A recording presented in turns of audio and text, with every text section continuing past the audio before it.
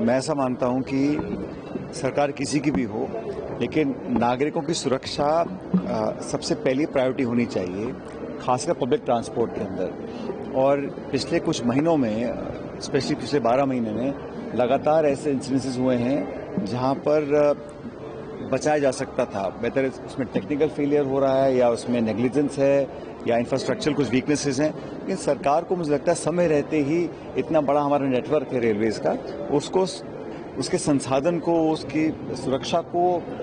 देके प्रायोरिटी काम करना चाहिए, क्योंकि इतना बजट आवंटन होता है। अगर यात्रियों की सुविधाएं, पंक्चुअलिटी, सर्विस वो बात की बात है, लेकिन पहले उनकी जान माल की सुरक्षा बहुत अनिवार्य है। लेकिन तुरंत प्रभाव से, बजाय इसके कि पैसा व्यर्थ हम बर्बाद करें पब्लिसिटी में, मार्केटिंग में, बेहतर ये होगा कि हम उसको इन्वेस्ट करें ताकि हमारे यात्री सुरक्षित रह सके। 370 को स्पेशल डे के तौर पर राजस्थान गवर्नमेंट ने 370 का दिन जो 5 अगस्त। अब देखिए, ये बार बार जो है ऐसे मौके ढूंढना जिसका कोई वर्तमान या भविष्य में कोई बहुत ज्यादा महत्व ना रहे, बेहतर तो ये रहेगा कि बजाय सिंबलिज्म करने के, भाजपा की सरकार केंद्र की और प्रदेश की हो, हमेशा सिंबॉलिक मार्ग ढूंढना। अब जब लोकसभा का गठन हुआ नई संसद का, तो उन्होंने एक प्रस्ताव लेकर आए। 50-55 साल पहले इमरजेंसी कब डिक्लेयर की गई थी, उसके बाद क्या हुआ, 5 दशक निकल गए, 4 पीढ़ियां निकल गई, लेकिन वर्तमान में अपनी कमियां छिपाने के लिए इस प्रकार की बातें बीजेपी की सरकार बार बार करती है। मैं तो इतना ही कहूंगा कि नई सरकार बनी है और बनने के बाद ही लगातार जो नौजवानों के साथ हो रहा है, बच्चों के जो नीट परीक्षा में जिस प्रकार का पूरा प्रकरण सामने आया, उसको ठीक करने के बजाय सरकार अपना ध्यान भटकाना चाह रही है और अभी भी कहीं ना कहीं वो उस गलतफहमी में है और बचाव कर रही है। और ये दावे किए जा रहे हैं कि हम जो उनकी जड़ों तक पहुंचेंगे जिन्होंने इस पूरे घटनाक्रम को अंजाम दिया था, लेकिन लोगों के अंदर पेशेंस खत्म हो रहा है। नौजवान, उनके पूरे परिवार पीड़ित हैं, अपने आप को असहाय महसूस करते हैं, और जब नौजवान पीढ़ी के सपने टूटने शुरू हो जाते हैं तो ये किसी भी देश के लिए बहुत चिंताजनक विषय है। केंद्र की सरकार को, प्रदेश की सरकार को बजाय जुल्मेबाजी, भाषण, आश्वासन, मार्केटिंग, वादे और ये सब करने के बजाय धरातल पर ध्यान दें, महंगाई कम करें। अब 2 बजट आए हैं, केंद्र सरकार का है, राज्य सरकार का है। दोनों बजटों में कहीं पर भी महंगाई कम करने की मात्र कोशिश भी हमें दिखाई नहीं दी है। और जॉब क्रिएशन की बात करते हैं, अब प्रदेश सरकार बोलती है कि हम 4 लाख लोगों को रोजगार देने का संकल्प लेते हैं। संकल्प का क्या मतलब होता है? आप कितनी नोटिफिकेशन इश्यू करेंगे, कब तक टाइमलाइन बताइए, कब तक भर्तियां चालू होंगी, तो बोलना अलग होता है। लेकिन सरकार केंद्र की जो जीत कर आई है, पहली बात तो ये एक खंडित जनादेश है, ये कोई भाजपा की सरकार नहीं है, ये मिलीजुली इंडिया की सरकार है। और अपने साथियों को खुश करने के लिए, सर राहुल गांधी जी बोल रहे हैं, ये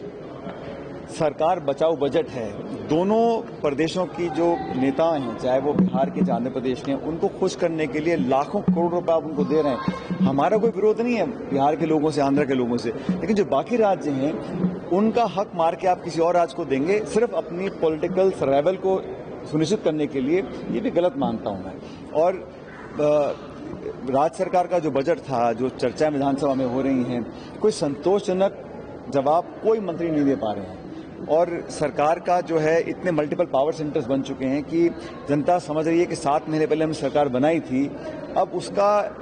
बिजली पानी जैसी मूलभूत सुविधा अगर सरकार उपलब्ध नहीं करा पा रही है, और अभी उदयपुर में जो हत्याकांड हुआ है, क्राइम को रोक नहीं पा रहे हैं, बजरी माफिया बेफिक्र घूम रहा है, मेरे अपने जिले के अंदर 1-2 हादसे हो चुके हैं, तो सरकार को लॉ एंड ऑर्डर और बिजली पानी पर ध्यान देना चाहिए, बजाय इसके कि वो दिवस बनाए 370 के और इमरजेंसी के और पॉलिटिकल अपने विरोधियों को टारगेट करने का काम नहीं करना चाहिए। दुर्घटना हुई है, ऐसे इंस्टीट्यूट की हालत मतलब हर जगह ही हो रहा है, राजस्थान में भी ऐसा ही है, तो उसको क्या करें? ये जो दिल्ली में हुआ है, एक तो जो विक्टिम है नौजवान लोग हैं, प्रतिभाशाली लोग हैं, जो अपनी गाड़ी कमाई खर्च कर कर, मेहनत कर कर अपने जीवन में कुछ करना चाहते थे, उनके सपने, उनके परिवार के सपनों को ध्वस्त किया गया है। और सिर्फ एक व्यक्ति या 2 संस्थाओं को बंद कर कर पकड़ने से काम नहीं चलेगा, ये संस्थागत दिक्कतें हैं। और राजस्थान के अंदर भी जहां जैसे इंस्टीट्यूट चल रहे हैं, जहां पे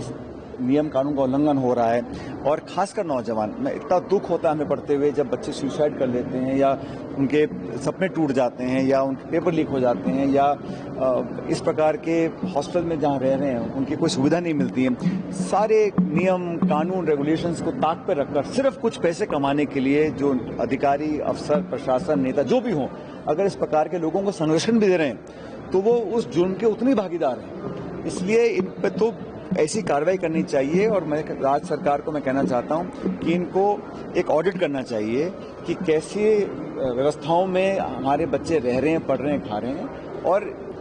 उन लोगों को कम से कम बेसिक स्टैंडर्ड देने मैं समझता हूँ कंपलसरी करना चाहिए। खासकर चाहे वो कोटा है, सीकर है, जयपुर है, जहाँ बहुत सारे हजारों लाखों बच्चे पढ़ने आते हैं। तो इससे पहले इस प्रकार की और घटनाएं हों हमें इससे सीख लेकर उचित लोगों को जो दोषी पाए जाए उनको दंडित करना चाहिए और भविष्य में इसकी पुनरावृत्ति ना हो, इसको रिपीट ना हो, इस प्रकार को सुनिश्चित करना चाहिए। आज मैं जहाँ ये प्रदर्शन देखने आया मुझे इतनी खुशी है कि इसमें निःशुल्क लोग एंट्री कर सकते हैं और खासकर जो नौजवान हैं स्कूल और कॉलेज के जो छात्र छात्राएं हैं जिनको रुचि है वाइल्ड लाइफ में, टाइगर में, क्योंकि टाइगर इस देश की शान है और बड़ी मुश्किल से हम लोग इसको कंट्रोल कर पाए हैं। तो एक्सटिंक्शन की कगार पर हम लोग पहुंच गए थे। तो ये एक इस प्रकार की प्रदर्शनी से लोगों के अंदर अवेयरनेस फैलती है, उत्सुकता जागती है और जो यंग टैलेंट्स हैं चाहे वो पेंटिंग हो चाहे फोटोग्राफी हो, यंग लड़के लड़कियां शहर के प्रदेश भर के यहाँ पर आएँ। और मैं धन्यवाद देना चाहता हूँ सभी ऑर्गेनाइजर्स को जिन्होंने लगातार छठे साल ये टाइगर डे के उपलक्ष्य में इस प्रकार की एक प्रदर्शनी का आयोजन किया है, सब लोगों को यहाँ बुलाया है और सबसे अच्छी बात मैंने कहा ना निःशुल्क है, लोगों को पुरस्कारित किया जाता है। एक अच्छी एक कमेटी है जो जज करती है विजेता कौन होंगे और मैं खुद समझता हूं कि जितना ज़्यादा आजकल बच्चों को मोबाइल, लैपटॉप, आईपैड, टेलीविजन से फुर्सत नहीं है तो वो नेचर में जाएंगे, अपने सराउंडिंग्स को समझेंगे, अपनी इकोलॉजी को समझेंगे और इस खूबसूरत जानवर को हम लोग कैसे आगे भविष्य में प्रिजर्व कर सकते हैं ये जानना बहुत जरूरी है। करीब 7 महीने से राजीव गांधी युवा मित्र और कई ऐसे युवा बेरोजगार हैं जो लगातार यहाँ तो धरने देने की परमिशन वापस ले दी गई है। तो जिन लोगों की नौकरी छीनी है उनको न्याय मिलना चाहिए और मैं तो हमेशा कहा है कि अगर आप किसी को नौकरी नहीं दे सकते हो तो जिनको दी उनको छीनो तो मत।